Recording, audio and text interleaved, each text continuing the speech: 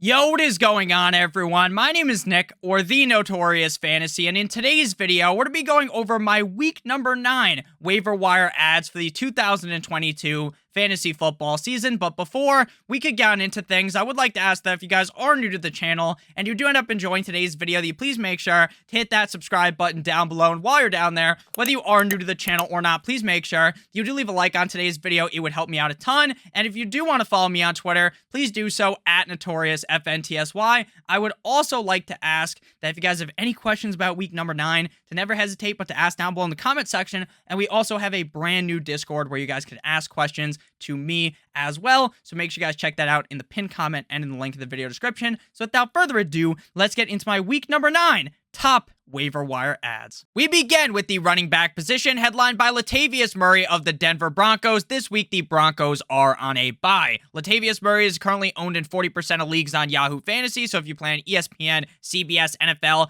any of those other fantasy football platforms, then his ownership percentage is going to be slightly different, but I will note in some cases, for any of these players, there might be a drastic difference in ownership percentage depending on the website that you play on. So, Latavius Murray last week in week number 8 in London up against the Jaguars is the running back number 20 currently on the week. Now, there's a game tonight on Monday Night Football, and it's entirely possible that by the time the game comes to a close, that Latavius Murray is actually like RB23, but for the purposes of today's video, he is the RB20 in week 8. In that game up against the Jaguars, 14 carries for 46 yards and a touchdown, 1 reception on 2 targets for 13 yards. This is still very much a split between him and Melvin Gordon, but with Mike Boone gone, the split is very close between the two, and with how down bad the waiver wire looks this week at the running back position, that makes Latavius Murray the top ad at the running back position. At number 2, we got Khalil Herbert of the Chicago Bears going up against the Miami Dolphins, currently owned in 64% of leagues. Now, running back 13 in half PPR last week. Week 8 up against the Dallas Cowboys in Jerry's World, 16 rushes for 99 yards and a touchdown. Khalil Herbert is flat out incredible. Now, David Montgomery is still going to get the touches. This is very much like the Dallas Cowboys with Ezekiel Elliott and Tony Pollard. I think, personally, Tony Pollard is an upper echelon running back in the NFL. He is much better than Zeke, but the team wants to use Zeke. Now, David Montgomery is not as washed as Zeke. David Montgomery is actually pretty decent, so I don't want to kind of besmirch his name, but based upon what we've seen, I think Khalil Herbert might be a little bit better, and I think we continue to see him get a decent amount of opportunities every single week. And with how much the Bears like to run the ball, even though he's the number 2 guy there behind David Montgomery, I still think Khalil Herbert should be owned in all fantasy football leagues. Next up, we move to Kenyon Drake of the Baltimore Ravens, going up against the New Orleans Saints in New Orleans, currently owned in 31% of leagues on Yahoo. So Gus Edwards is currently dealing with a minor hamstring injury that took him out of last week's game up against the Bucs in prime time on Thursday Night Football.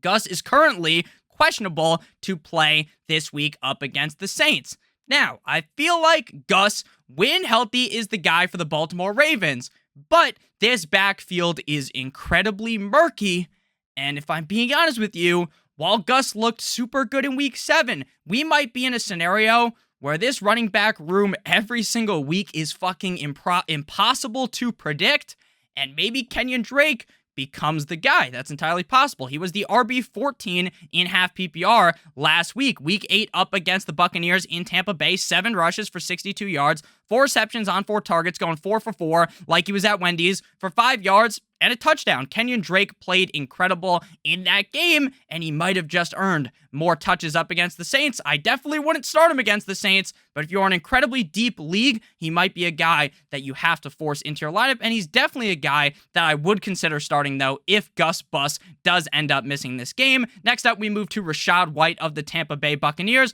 going up against the LA Rams at home in Tampa Bay, currently owned in 30% of leagues. Now, he was the RB41 in half PPR last week, and Rachaad White is strictly a handcuff. When Leonard Fournette is healthy, like he is right now, Rachaad White is about as useful as trying to engage in intercourse with a condom that is broken and you're hoping that you don't have a child, right? It's like using a fucking Snickers bar as a condom, okay? It's not going to work. But if Uncle Lenny was to get hurt, knock on wood, we don't root for injuries, then even though the Buccaneers offense has been pretty fucking terrible, they still know how to run the football, and they're still able to do it effectively. So I think Rachaad White would potentially be elevated into maybe being a top 18 running back week in and week out if that happened. And we're all the way in week 9. It's time to start thinking about holding these handcuffs on your roster, especially these running backs that could have huge ends of the season. Could be the reason why you win your fucking championship. Could be Rachaad White if Uncle Lenny gets hurt. So make sure you roster Rachaad White. Again, only owned in 30% of leagues. Last week against the Ravens, 4 carries for 19 yards. Don't expect much when he is the backup. 3 receptions on 3 targets for 24 yards. But again, the upside is immense.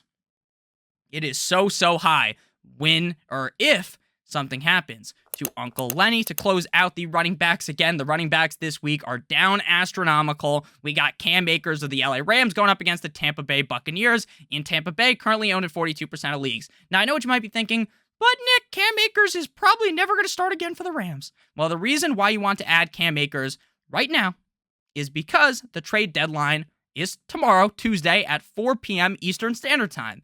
And Cam Akers could get traded to a situation where he is the number 1 guy. Now, I know Akers looked like dog shit all season.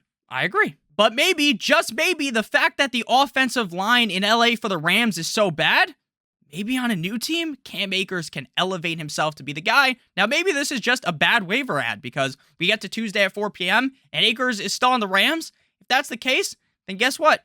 You just cut him. You don't have to worry about it. But Cam Akers could be moved. This is speculative, I know, but Cam Akers could be moved at the deadline to a team where he could be incredibly useful. Next up, we move to the wide receiver position, headlined by Garrett Wilson of the New York Jumbo Jets, going up against the Buffalo Bills on Sunday, currently owned in 48% of leagues. Now, last week, this man was the wide receiver 14.5 PPR, tied with DK Metcalf. Now, for multiple weeks, ever since Zach Wilson returned, ever since Zach Wilson was the quarterback on the team, Garrett Wilson's production got RKO'd by fucking Randy Orton. His production went down, down, down, down, down, like that song, okay? Garrett Wilson was playing bad for fantasy. Not that he's playing bad in real life. Like, he's open, and the MILF Hunter wasn't throwing him the ball. But last week against the Patriots, we saw a metaphorical resurrection for Garrett Wilson up against the Patriots, whose defense has looked incredible as of recently. 6 receptions on 7 targets for 115 yards. And the team barely used Elijah Moore in week number 8. They're saying, I'm hearing, that the Jets aren't going to trade Elijah Moore, but I'll believe that they're not going to trade him once the deadline closes. Then it's like, okay, they have Elijah Moore. But even if Elijah Moore is still on the team, how much are they going to even use him? It seems like they're really trying to teach this guy a lesson. And I understand that Zach Wilson, in the second half of that game, was terrible. Zach Wilson looked like fucking Stevie Wonder out there. He's throwing the ball like he's throwing the ball to Manti Te'o's girlfriend. There's no one out there. There's just a defender, and he throws it right to him. It's crazy. But the team appears to want to throw the ball more without Breece Hall. And maybe now, even if Zach Wilson isn't the best, the other Wilson, Garrett Wilson, can return to the former glory that he once had with Joe Flacco at the beginning of the season. Next up, we move to Double D, Devin Duvernay of the Baltimore Ravens, going up against the New Orleans Saints. In New Orleans, currently owned in 53% of leagues on Yahoo. Now, Ravens head coach John Harbaugh said that Rashad Bateman would be out for a few weeks. Bateman re-aggravated that foot injury that he's been dealing with for a majority of this season. Last week, Duvernay stepped up, especially when Mark Andrews wasn't there. Duvernay really put the pedal to the metal. Wide receiver 16 in week 8. Now, again, there's games tonight. Maybe that changes, but he's probably going to be a top 20 wide receiver. In that game up against the Bucs, he went 4 receptions on 4 targets like he was at Wendy's for 31 yards. He also had 2 rushes for 33 yards and a touchdown. Mark Andrews is more than likely going to be playing in this game up against the Saints, but is that really the same Mark Andrews, or is he going to be banged up? Devin Duvernay, without Rashad Master Bateman, has been elevated into a potential spot for superstardom. For me, if you want a guy that I know is going to produce this week, you might even want to add Devin Duvernay over Garrett Wilson, because there is some risks with Garrett Wilson, considering, again, Zach Wilson, the MILF hunter, the meme himself, is absolutely terrible. Before we move on into the next set of wide receivers, then we go into the quarterbacks and the tight ends, I would like to give you guys a quick word from our friends and our sponsor over at BetMGM. BetMGM is offering a NBA no-brainer offer. If you're a brand new user to BetMGM, you click on the link in the video description down below or in the pinned comment, and you bet $10 on any pregame NBA moneyline bet, you will win $200 in free bets. If anyone in the NBA hits a three-pointer tonight, which is guaranteed to happen, you might win the $200 in free bets in the first 7 seconds of the game. This offer is not going to last forever.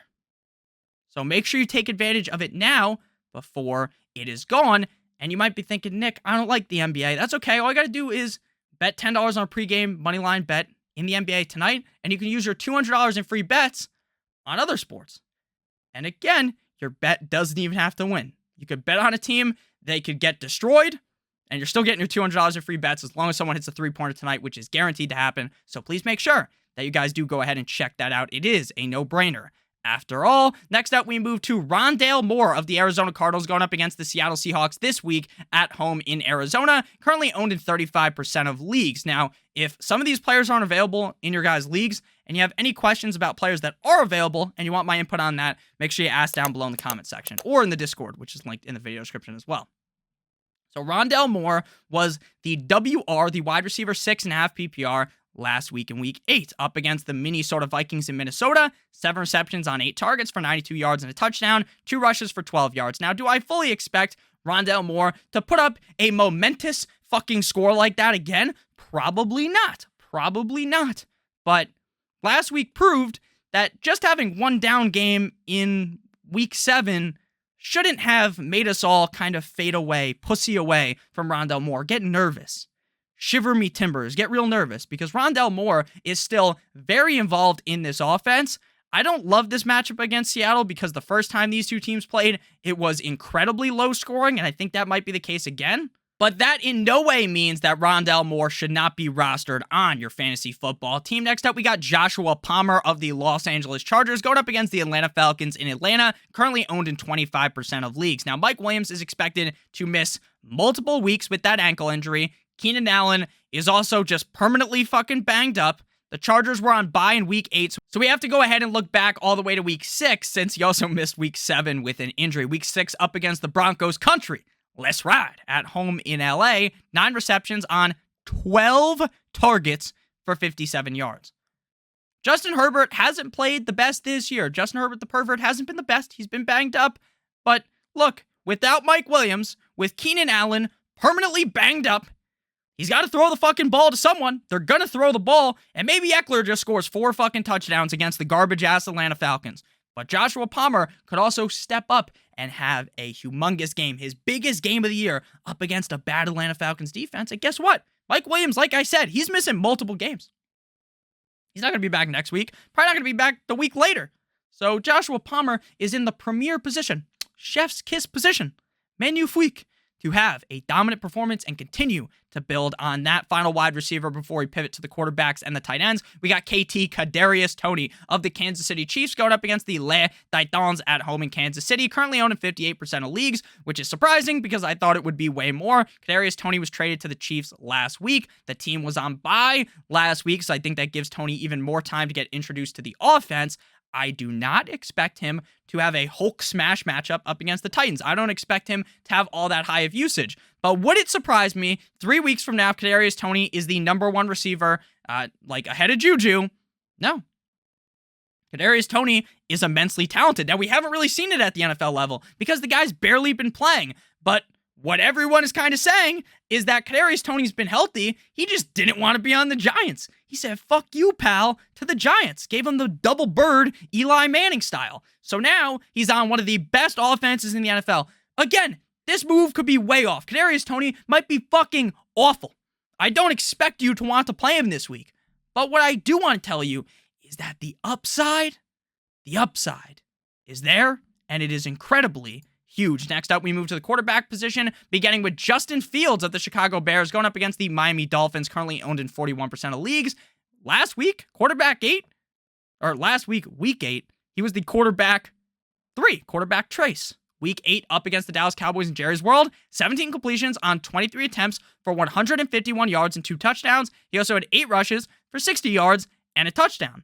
The Miami Dolphins defense got carved like the Thanksgiving turkey in the first half up against Lions. 2 weeks in a row where the Dolphins defense shows up in the second half. 0 points allowed in the second half of back-to-back games. But Justin Fields has had back-to-back games with over 20 fantasy points. He's had 4 straight games with over 17 fantasy points. And I know, I've made fun of Justin Fields. Justin Fields makes some terrible fucking errors. He stares down receivers like they owe him money. But at the end of the day, the guys producing the offense, Eberflus, and these fuckers, Eberflus, the head coach of the team, they figured out, hey, let's try to formulate this offense around what Justin Fields does best, which is run the football. And they've been running the football with him. So Justin Fields has been successful. The Dolphins defense isn't the best. I am hinging on them as a defense to stream that you could watch in the defense to stream video after this video. Check that out as well. But if I'm being honest with you, I think Justin Fields might have yet another great game. Next up, we got Marcus Mariota of the Atlanta Falcons going up against the Chargers. 26% owned. The Chargers defense going into the season looked like these world beaters. And recently, they're not looking very good. Not looking very good. Quarterback 7 in Week 8 for Marcus Mariota. Week 8 up against the Carolina Panthers. 20 completions on 28 attempts for 253 yards with 3 touchdowns and 2 interceptions. 6 rushes for 43 yards. It was incredibly promising, in my opinion, to see him throw the ball 28 times up against the Panthers. That's not normal for Mariota. But maybe now Arthur Smith has gotten through his fucking pea brain of his to, hey, do you see what happened when we use Kyle Pitts more? You see what happens when we throw the ball more? Maybe things work. Maybe it wasn't Mariota's fault. Maybe the coach realized that I can do this with Mariota. And he's been really solid over the last 4 weeks outside of Week 7 up against the Bengals where he didn't really do all that good. But the Bengals defense has really stepped up. The Chargers defense is down in the fucking ditch. So Marcus Mariota is a fine quarterback stream this week. Next up, we got the Ginger Ninja, the Red Rifle, Andy Dalton of the New Orleans Saints going up against the Baltimore Ravens, 14% owned. The Baltimore Ravens make a nice trade for Roquan Smith. But at the end of the day, the Ravens defense has been not so hot this year. Not so hot. Quarterback 15 in Week 8 for Andy Dalton. Week 8 up against the Las Vegas Raiders, who got absolutely fucking spit swapped. They got skull fucked in that game. The Raiders got the shit beat out of them. The ever-living shit beat out of them. That was a very bad game out of them. Embarrassing. 22 completions on 30 attempts for Dalton and 2 touchdowns, 229 yards. Back-to-back Michael Jordan 96-97. Solid games. I think we might need to start putting some respect on the Red Rifle. Andy Dalton. Next up, we move to the tight end position, headlined by a guy on bye. So obviously, if you can't just leave this guy on your bench, you need a tight end. Don't pick up Greg Dulcich. But Greg Dulcich has been so good that even though he's on bye, he's still my number 1 tight end ad, and I think he might be one of the best tight ends to add this week, or one of the best players. He is the best tight end to add this week, in my opinion, but he might be one of the best players, simple, to add this week. 42% owned on Yahoo. Tight end number 8 in half PPR in week number 8 in that game up against the Jacksonville Jaguars, technically at Jacksonville, but in London. 4 receptions on 5 targets for 87 yards. Again, another player with back-to-back phenomenal performances. We have to put respect on Greg Dulcich. Albert O couldn't do it. They have a lot of tight ends there, but Greg Dulcich is that guy. I know. But Nick, Russell Wilson's his starting quarterback. But Nick, this and that about Russell Wilson. I understand Russell Wilson hasn't been great, but I don't give a shit about Russell Wilson if he's feeding the rock to Greg Dulcich, and Greg Dulcich is reciprocating by having great games. So Greg Dulcich is my number 1 tight end to add. Next up, we got Eazy-E, Evan Ingram, who played in that exact same game in London. Jacksonville Jaguars versus the Las Vegas Raiders on Sunday, 43% owned. Again, the Raiders just got cream pied last week. It was very, very bad for the Raiders. Tight end 4 in half PPR last week. Week 8 up against the Broncos. Broncos country. Let's ride. 4 receptions on 6 targets for 55 yards and a touchdown. For years, I've bashed Evan Ingram. For years, I've told you guys that Evan Ingram sucks. He has this build. He's built like a fucking Greek god. He has all the once he catches the ball, he's amazing, but he could not catch the ball. But recently, he's applied fucking stickum to his hands, and he's been playing out of his mind. Evan Ingram up against the Las Vegas Raiders. Chef's kiss. I love him. This week, next up, we move to the final tight end. Now, this really hinges on Mark Andrews. Isaiah Likely, tight end of the Baltimore Ravens, going up against the New Orleans Saints in New Orleans. 5% rostered, 5% owned on Yahoo. Sounded like fucking Mario. Tight end 2 last week against the Bucks. 6 receptions on 7 targets for 77 yards and a score. Now, again, to reiterate what I was kind of just talking about, to circle back, as they say in the corporate world, Mark Andrews is expected to play. I fully expect him to play, but will he be Mark Andrews, or will he be what he was last week? Now, again, he's still a great player. I love Mark Andrews. I think he's one of the best tight ends in the NFL, if not the best tight end in the NFL. I think Kelsey's got the crown, but, maybe he's the prince who was promised, Mark Andrews. But still, they're down Bateman. They need to throw someone the fucking ball, and Likely's good. So I think just based on last week, even if Andrews plays, I think we start seeing a little bit more of Isaiah Likely and some more 2 tight end sets in Baltimore. So thank you guys all so much for watching today's video. If you did end up enjoying, make sure you hit that subscribe button down below, as well as that like button. It would help me out a ton. If you do want to follow me on Twitter, please do so at NotoriousFNTSY. Make sure you guys check out that BetMGM offer. Again, bet $10 on any pregame NBA money line tonight. Click in the link in the video description or the pinned comment, and you'll win $200 if any team hits a 3-pointer, which is guaranteed to happen. So make sure you guys check that out. I love you guys all. If you have any questions about week 9, crazy, leave them down below in the comment section or in the Discord. Love you guys so much. Have a great rest of your guys' day, and as always, goodbye!